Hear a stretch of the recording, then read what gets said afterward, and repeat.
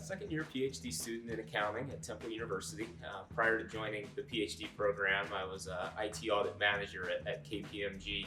Have both my CISA and CPA certifications, which gives me the ability to kind of see risk from both sides, the financial process as well as IT technology components of it. So it's been very beneficial in my career and something that I hope to carry over into my research and teaching careers in the future. I certainly was more of a math-oriented person in high school. I certainly enjoyed subjects in the sciences more so than the liberal arts aspect of it. But interestingly, my high school did have an accounting program, which I think at the time most high schools did not. And I had the opportunity to take 2 accounting classes in high school with a gentleman who was very much an old school accountant, pen and paper, very little use of calculators even, which had some drawbacks in the sense that you didn't get exposed to some of the technology that's now used, but also gave you an appreciation for really the way that bookkeeping started from the ground up. So once I had that appreciation, that kind of piqued my interest in accounting. The interview process, and I think this is pretty standard across most accounting firms now, they're kind of referred to as behavioral interviews, right? So they're not so much grilling you on your technical knowledge. I think most of the firms recognize that a lot of what is taught in undergrad is going to have to be refreshed or kind of nuanced in how you understand the profession once you join the firm. So a behavioral interview is more of, give me an experience in which you showed leadership qualities in a team setting.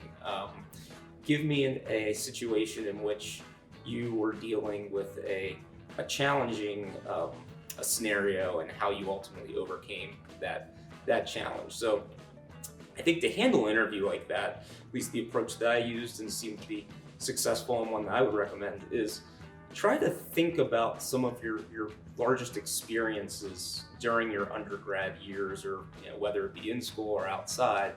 And when you have 5 or 6 stories that you can tell that are strong examples of your best attributes, you can usually use them to answer most of the questions that are asked in somewhat of a flexible manner, right? It doesn't need to be that you have to have a story or a particular scenario queued up for every detailed question. It's that you can take 3, 4, 5 key experiences that you've had and use them to answer the question in a more flexible manner. So that would be the biggest piece of advice that I would give. The other piece, I guess, it's probably as important, but maybe secondary, that is, know your resume inside and out. They're gonna be asking you questions about what is on your resume, and you don't want to be putting something on your resume if it was just a passing interest or something that you really are not able to speak to with a certain level of confidence. In that case, I would suggest leaving it off rather than including it just to make your resume look better than it in fact may be. It was a small firm. Like I said, about 100 or so people in total, but that was split across 2 offices. So when you were in one office, there was anywhere between 20 and 30 people in the office on a given day. And because of that, I think my experiences probably had a bit more responsibility than you typically would if you were starting as an intern at a larger firm, right? So I was put right onto client-facing engagements at the outset. It wasn't getting coffee and stapling hole punching papers from the first day. It was doing tax returns, doing bookkeeping, QuickBooks type work for mostly dental practices, actually, is where they specialized, but a lot of small businesses. So again, didn't get exposed to Big 4 accounting at that point, or have visibility into what large public accounting was, but the internship really gave me a good exposure to small companies, the issues they face, and how ultimately CPAs can help them address their issues. CPA is a challenging exercise, right? It's something that is very rigorous, requires a great amount of attention and focus, and frankly is something that, at least in others I've talked to, is very challenging to do once you start working. So I think the first thing to note, what I had done was I studied for and took at least half of, I can't remember whether there's 2 or 3 sections, but at least half of the CPA before I had started working at KPMG. And that really got me out in front of any of the issues that I could have run into, because after you graduate, certainly takes some time to enjoy for a little while. But then if you're able to dive back in and get as much of the exam done before you start working, that's pretty important. I think to give you just the details on that, I finished the first 2 sections, I guess it was the first two sections in about 3 months, and then it took me 6 months to do the last 2 after I had started. And I passed all in the first try and was very successful, and felt very comfortable with the scores that I received. But there is just a big difference in what you're focused on and how your time is spent once you start working, obviously. So that would be the biggest piece of advice, is get it out of the way before you start working. All the big 4 firms and many other firms that you work with will advise the same thing and offer incentives to get it done. So a lot of the training programs are set up to kind of not assume that you know nothing, but give you all of the foundational knowledge that you need. For me, I found it helpful to flip it on its head and start by doing practice tests right off the bat to see where my weaknesses were, and then adapt my study program to those areas where I wasn't relatively as strong, right? Because if you try to boil the ocean by starting from the ground up with really no appreciation for where you're strong, where you're weak, I think that's potentially a path to failure, because you're not going to put as much time on the areas where you really do need the focus. So that would be my number 1 piece of advice, is take advantage of any practice tests that are available. Use that to diagnose where your strengths are, and more importantly, where your weaknesses are. And then from there, tailor your program to be focused on those areas where you're weak. And you'll find that by doing that, you'll continually score better on the practice tests that you take. And by the time you get to a point where you're getting 80, 90, 95% of the practice questions right, you can be relatively assured that you're going to score well enough to get at least a passing grade on the exam itself when the time comes.